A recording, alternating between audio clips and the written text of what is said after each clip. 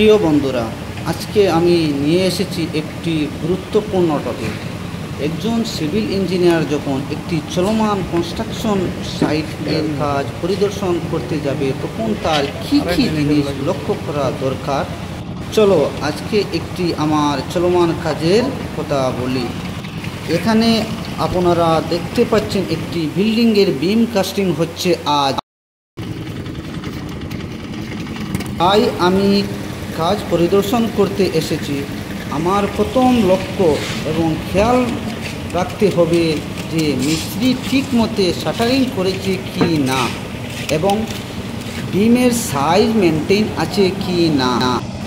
তাহার পর দেখতে হবে বোথ সাইড শাটারিংয়ের ক্লিয়ার কভার ঠিকমতো আছে কি না।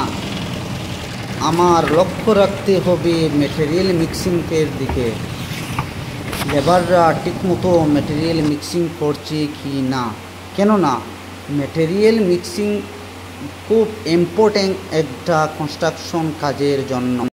দেখতে হবে মেটেরিয়াল মিক্সিং যেমন cement, sand, chips and water as per proportion মতে মিক্স হচ্ছে কি না দেখবেন।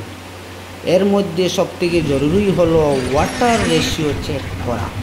এখন আপনার মনে প্রশ্ন হবে কিভাবে চেক করব mixing proportion in respect of water. তাহলে আমি বলি যে আপনার জানা ভালো যে স্লাম টেস্ট বলে একটি quick and common field test to measure the workability and consistency of freshly mixed concrete. এখন আপনার প্রশ্ন রেজাল্ট কত হতে লাগবে স্লাম টেস্টের? আনসার 50 থেকে 100 মিলিমিটার হলেই চলবে।